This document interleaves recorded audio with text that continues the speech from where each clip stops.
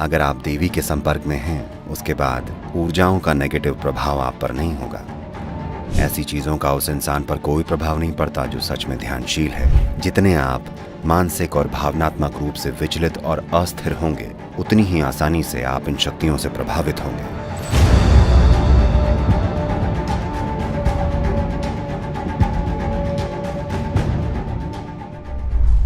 कुछ ऐसे लोग हैं जो ऊर्जाओं को तोड़ मरोड़ के किसी को नुकसान पहुंचाते हैं। वो इस तरह किसी की मौत का कारण भी बन सकते हैं। भारत के कुछ हिस्सों में ये काफी प्रचलित है। एक वेद है, 4 वेदों में से एक अथर्ववेद इसी को समर्पित है कि ऊर्जाओं का इस्तेमाल अपनी खुशहाली और किसी दूसरे को नुकसान पहुंचाने के लिए कैसे किया जा सकता है।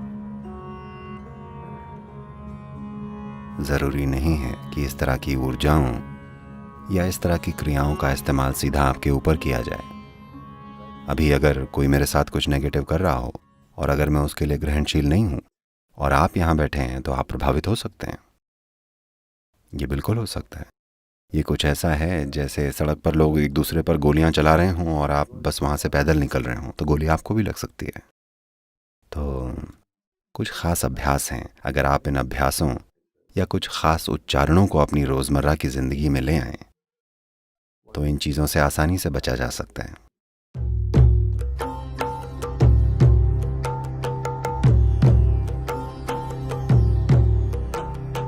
रुद्राक्ष का जो बीज होता है, उसका पेड़ मुख्य तौर से खास ऊंचाई पर होता है, लगभग 6500 से 12000 फीट के बीच।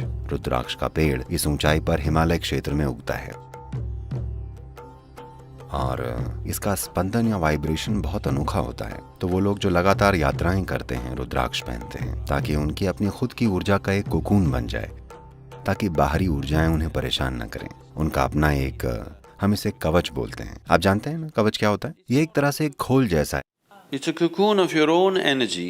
आपकी अपनी ऊर्जा का एक खोल। जहां भी आप जाएंगे, आपका निजी बेडरूम आपके साथ जाएगा, या आपके साथ चलेगा जहां भी आप जाएं। वो लोग जो कि परिवार और समाज के बीच हैं, हमेशा उनके पहनने के लिए सबसे बढ़िया रुद्राक्ष पंचमुखी होगा। और अच्छा होगा कि आपको उनसे मिला हो जो जानते हैं कि ये क्या है। बस यूं ही किसी दुकान से उठाकर इसे पहन लेना अच्छी चीज नहीं होगी।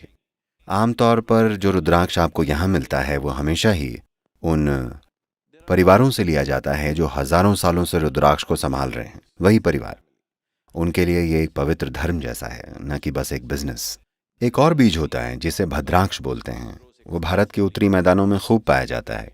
ये असल में एक जहरीला बीज है जो बिल्कुल ऐसा ही दिखता है।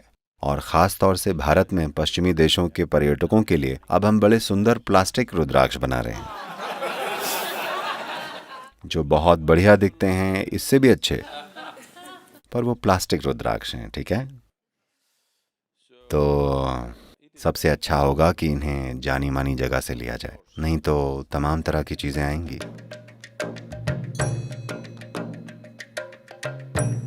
मैं आजकल देखता हूँ बहुत सारे, ये शब्दों के अभाव की वजह से मैं ऐसा कह रहा हूँ, ये नए जमाने टाइप के लोग, ये सारे अपने अंगूठों में मेटल की अंगूठी पहनते हैं। देखिए, अगर आप अपने अंगूठे में धातु की अंगूठी डालते हैं तो आप पक्का अपनी ओर कुछ खास तरह की नेगेटिव शक्तियों को बुलावा देंगे। इसका मतलब ये नहीं है कि आपको कोई अपने वश में ही कर लेगा, पर आप बिना वजह गिरते लुढ़कते फिरेंगे। तरह तरह की चीजें होंगी, हर चीज गलत होगी, सिंपल चीजें भी। मुझे नहीं पता अगर आप ऐसे लोगों से मिले हैं या किसी समय पर खुद आपके साथ ऐसा हुआ है कि जब चीजें बिगड़ना शुरू होती हैं तो वो लगातार बिगड़ती चली जाती हैं। लगातार आप गिरते हैं, एक या दो नहीं, ये बस होता ही चला जाता है। सब कुछ और हर चीज गलत हो जाती है छोटी से लेकर बड़ी चीजों तक, बस इसलिए क्योंकि They would have attracted certain dimensions of energy which could, शायद उन्होंने ऊर्जा के कुछ खास आयामों को अपनी ओर आकर्षित किया है, जो दुनिया में कुछ भी करने के लिए सहायक नहीं होते, बल्कि ये किसी और चीज के लिए सहायक हो सकते हैं। सिर्फ वही लोग जो तंत्र विद्या करना चाहते हैं वो अंगूठे में अंगूठी पहनते हैं, पर आज या तो अज्ञानता में या फैशन में एक बार आपने अंगूठे में मेटल पहन लिया तो आप इन चीज़ों को बुला रहे हैं।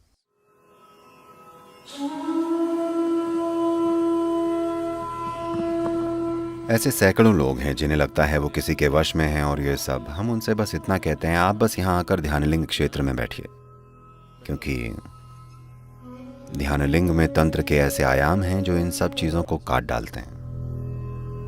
वो यहाँ से पूरी तरह मुक्त होकर जाते हैं, क्योंकि ध्यानलिंग क्षेत्र में तांत्रिक आयामों का समाधान हो जाता है। बस एक पूर्णिमा या अमावस्या के दिन जब आप इन चीज़ों को लेकर ज़्यादा ग्रहणशील होते हैं, बस एक दिन बस वहाँ बैठ कर जाइए। अगर आप देवी के संपर्क में हैं, चाहे देवी यंत्र की मदद से या चाहे जैसे भी, यंत्र आपके हाथ में है या आपके दिल में, ये आपके ऊपर है। पर एक बार जब आप उस ऊर्जा के खोल में हैं, जिसे हम देवी या भैरवी कह रहे हैं, उसके बाद ऊर्जाएं आपके लिए नकारात्मक हो जाएं, ऐसा नहीं हो सकता। तो अगर आप बस इतना सुनिश्चित कर लें कि आप सही किस्म का खाना खा रहे हैं, अपने सिस्टम को ठीक से रख रहे हैं, तो ये संभावना कि आप में कुछ गड़बड़ी हो जाए जिसका कारण कोई दूसरी ऊर्जा या ऐसा कुछ है, ऐसा होना आपकी जिंदगी से कोसों दूर की बात है। उनसे देवी निपट लेंगी।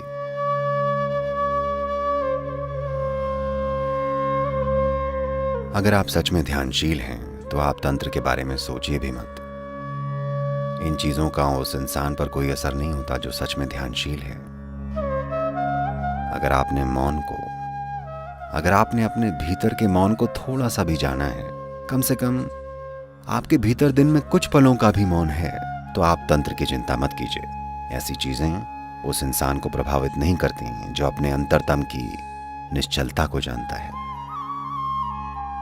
किसी ने कहा है, आदमी केवल इल है यानी बीमार है क्योंकि उसे स्टिल यानी स्थिर होना नहीं आता। ये बिल्कुल सही कहा है, ये बिल्कुल सही है। सारी बीमारियां इसलिए हुई हैं क्योंकि उन्हें स्थिर रहना नहीं आता, खासकर वो वाली जो आपके मन को प्रभावित करती हैं और वो जो दूसरे प्रभावों के कारण होती हैं। ये चीजें इसलिए संभव हो पाती हैं क्योंकि कोई स्थिरता नहीं है। तो अभी इस समय आप ध्यान की प्रक्रिया से अपने जीवन में वो निश्चलता लेकर आ रहे हैं। अगर आप स्टिल हैं तो आप इल नहीं होंगे।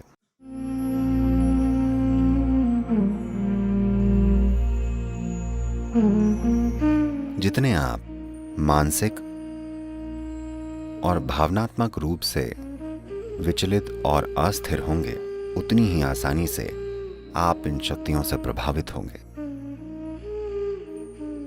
अगर आपके अंदर एक तरह का फोकस और संकल्प है तो आप देखेंगे कि ये चीजें बस ये सड़क पर एक छोटे से उभार की तरह होंगी, दुर्घटना नहीं होगी।